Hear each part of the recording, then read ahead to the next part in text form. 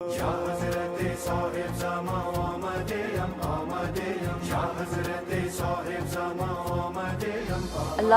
सल्ली अला मुहम्मदिन व आलि मुहम्मद।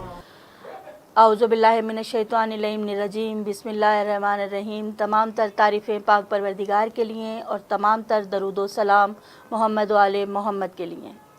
कायम टीवी कनाडा की जानिब से ज़ाकिरा अहले बैत हिना हैदर प्रोग्राम चल रहे हैं हमारे इमाम ज़माना के हवाले से ग़ैबत और ज़हूर, और आज इस सिलसिले में हमारा दूसरा प्रोग्राम है।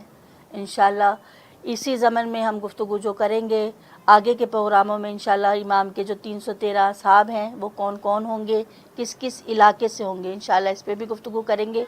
कल हमने ज़िक्र किया था मैंने ज़िक्र किया था इमाम की तलवार के हवाले से कि इमाम जब आएंगे तो किताबों में मिलता है कि तलवार से जंग करेंगे, जबकि हम देखते हैं अगर आजकल की दुनिया का हम देखें तो हम देखते हैं कि ड्रोन का ज़माना है, मिज़ाइलों का ज़माना है, बम का ज़माना है।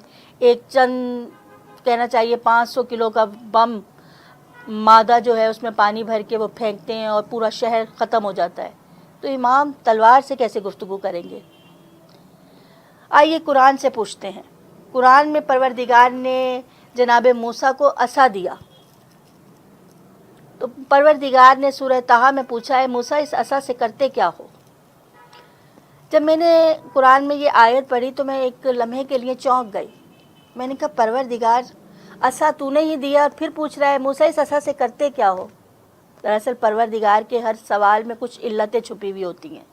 परवरदिगार हमारा इल्म बढ़ाना चाहता है, हमें बताना चाहता है कि मूसा का असा करता क्या क्या है। परवरदिगार ने हर नबी को कुछ मौज़ात दे के भेजे।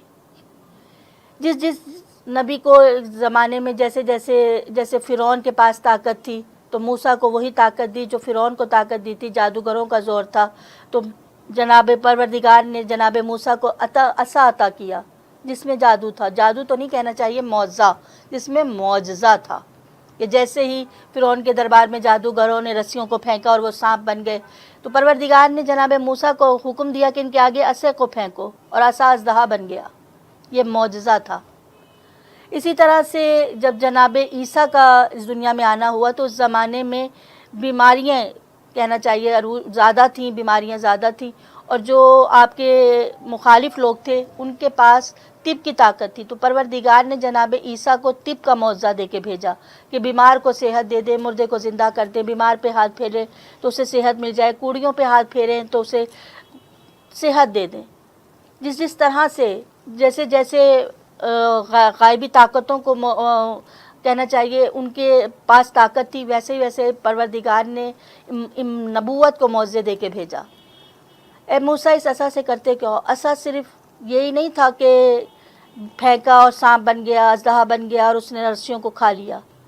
इस असा में बहुत ताकत थी, बहुत मौज़ात थे। पानी पे फेंका तो पानी में रास्ता बन गया। कहीं गाड़ देते थे जनाब मूसा, अगर इस असा को कहीं ज़मीन पे गाड़ देते थे तो ये तनावर दरख्त बन जाता था। जब परवरदिगार ने पूछा असा से करते क्या हो, कहा मैं अपनी बकरियों के लिए रिस्क फराहम करता हूँ। वो असा को गाड़ते थे, दरख्त बन जाता था, बकरियाँ पत्ते खाती थी उस दरख्त के। कहा कहीं जाता हूँ तो टेक देता हूँ, यानी नबूवत को टेक मिलती थी तो परवरदिगार के दिए हुए मौजज़े से मिलती थी। मौजज़े, असा में मौजज़ा था, मूसा को टेक दिया करता था। बिल्कुल इसी तरह से इमाम ज़माना जब इस दुनिया में आएंगे तो उनके पास तलवार होगी, और वो तलवार कोई मामूली तलवार नहीं है, वो अल्लाह की तरफ से आई हुई एक मौजज़ा है। वो इसी तरह से काम करेगी। ये हम नहीं कह सकते कि इमाम की जंग तलवार से होगी। वो बिल्कुल इसी तरह से काम करेगी जैसे आज का कोई ड्रोन काम करता है, जैसे आज का कोई मिज़ाइल काम करता है, इसी तरह से वो तलवार काम करेगी।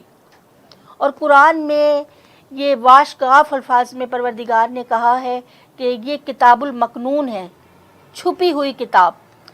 ला यमस्सुकु इला मुताहरून, इसे कोई छू ही नहीं सकता जब तक कि वो ताहिर ना हो।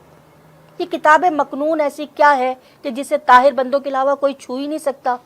अगर हम आज के कुरान को देखें तो यहूदी भी छू रहे हैं। कुरान से इस्तिफ़ादा हासिल करने के लिए यहूदी कुरान को पढ़ते हैं। और अगर हम आज से एक दो साल पीछे चले जाएं, इंडिया का अगर हम माहौल देखें, इंडिया में कुरान छपते थे, जब कुरान छपते थे तो जाहिर है हिंदू भी उसे हाथ लगाते थे, वो तो ताहिर नहीं है। तो कि परवरदिगार की ये जो आयत है किताब मकनून, ये छुपी हुई किताब है, इसे सिर्फ वो बंदे छू सकते हैं जो कि ताहिर हों। जब मासूम से सवाल हुआ कि ये कौन सी किताब मकनून है, तो उन्होंने कहा ये इमाम ज़माना के बारे में आयत है।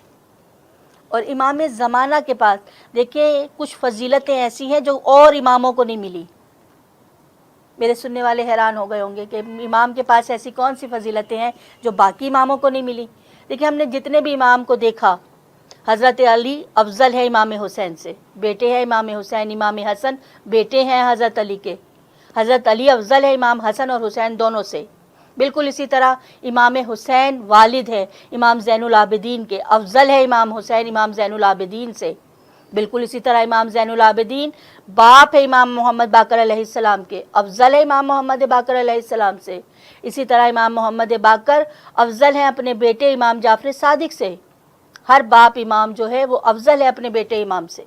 लेकिन हमारे जो 12वें इमाम इमाम मेहदी अलैहिस्सलाम हैं, ये अफजल हैं इमाम सज्जाद से, इमाम बाकर से, इमाम कहना चाहिए इमाम जाफ़र से, इमाम मूसी काजिम से, इमाम रज़ा से, इमाम तकी से, इमाम नकी अलैहिस्सलाम से और इमाम हसन अस्करी इमाम अलैहिस्सलाम से। सवाल होगा कि कैसे अफजल है।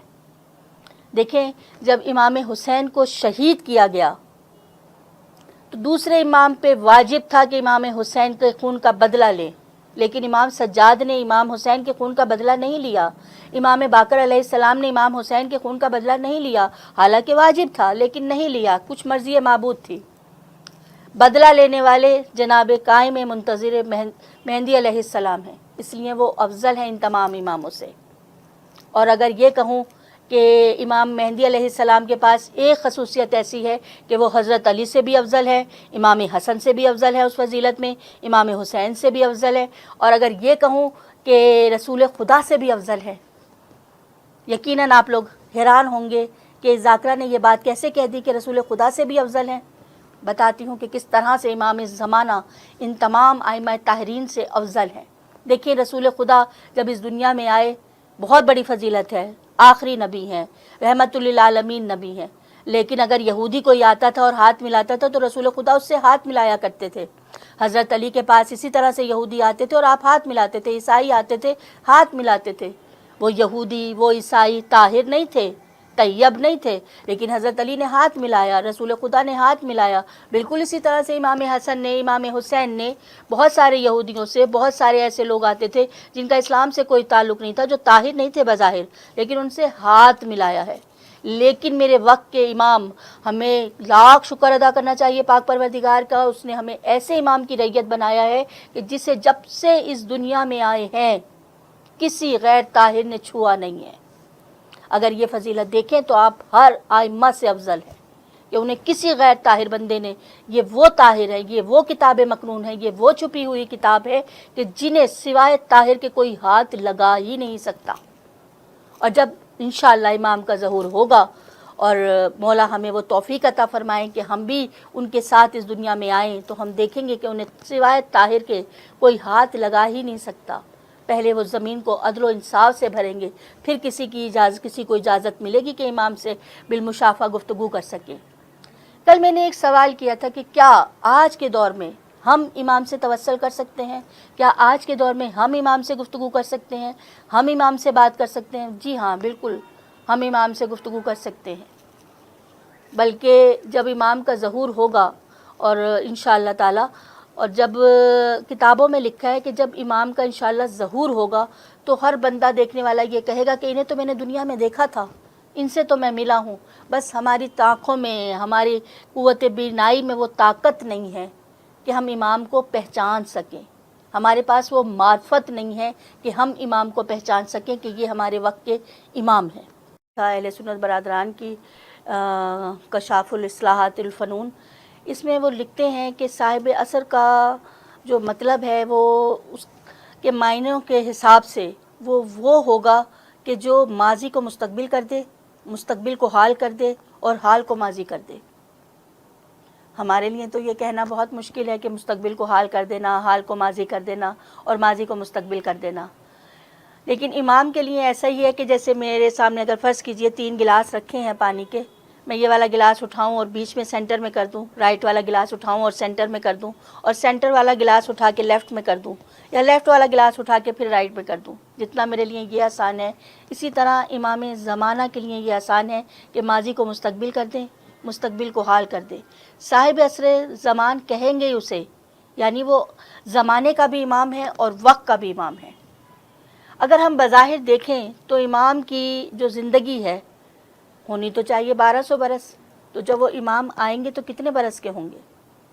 امام صرف 32 برس کے ہوں گے، کیونکہ ان کا زمانے پہ بھی اختیار ہے اور وقت پہ بھی ان کا اختیار ہے، ان کا کنٹرول زمانے پر بھی ہے اور وقت پر بھی ہے۔ وہ چاہیں تو ماضی کو مستقبل کر دیں، مستقبل کو حال کر دیں۔ اگر امام کی زیارت ہی کو ہم آگے بڑھائیں تو زیارت کے اگلے جملے ہیں السلام علیکہ یا شریکۃ القرآن۔ بہت بڑا جملہ ہے یہ، جس کا ہم شاید معنی سے اس طرح سے واقف نہیں ہیں جس طرح کہ یہ معنی کا حق ہے۔ شریک القرآن، قرآن کے شریک امام۔ کسی امام کے بارے میں ہم یہ نہیں کہتے قرآن کے شریک، یہ 12ویں امام کے بارے میں ہم کہتے ہیں قرآن کے شریک، یعنی قرآن کے آنے میں امام شریک ہے۔ جس طرح سے قرآن آیا، جس طرح سے طاہر ہے قرآن کو طہارت کے بغیر ہاتھ لگانا پاسبل نہیں ہے۔ قرآن کہنا چاہیے کہ معجزہ ہے۔ قرآن صحت، اگر ہم بیماروں کے لیے دیکھیں تو بیمار کے لیے صحت ہے، قرآن کی صورتیں صحت ہیں، قرآن کی صورتیں معجزہ ہیں۔ ان تمام معجزات میں امام زمانہ شریک ہیں۔ شریکت القرآن کا مطلب ہی یہی ہے کہ قرآن کی ہر فضیلت میں امام شریک ہیں۔ اچھا، یہاں سوال یہ پیدا ہوتا ہے کہ امام تو قرآن کے شریک ہیں، لیکن قرآن امام کا شریک نہیں ہے۔ امام کی فضیلتیں قرآن سے بہت آگے ہیں۔ کیوں؟ کیونکہ یہ پروردگار نے کہا ہے کہ میرا دین وہ ہے جو غالب ہو کے رہے گا۔ اگر ہم آج تک دیکھیں تو اللہ کا دین غالب نہیں ہوا۔ اب اسلام اتنا غالب نہیں ہے کہ ہر کوئی اسلام کی طرف بھاگا چلا ہے۔ کوئی وقت آئے گا کہ جو امام کے دین کو کامل کر دے گا، جو امام کے دین کو غالب کر دے گا، کیونکہ پروردگار نے کہا ہے میرا دین غالب ہونے والا ہے، یعنی جو آنے والا ہے وہ ہر چیز پر غالب ہے، اس کی حکومت ہر چیز پہ ہے۔ جس طرح سے پروردگار نے عصا کو معجزہ بنا دیا، اسی طرح سے پروردگار نے امام کے آنے کو معجزہ بنا دیا، امام کی زندگی کو معجزہ بنا دیا۔ امام آ کے دین کو غالب کر دیں گے۔ آج کا پروگرام ہمارا یہیں تک ہے، اور کل ہم بتائیں گے کہ امام کے ساتھ ساتھ کون کون سے اور ائمہ طاہرین ہیں جو اس دنیا میں امام کے ساتھ آئیں گے۔ اللہ حافظ۔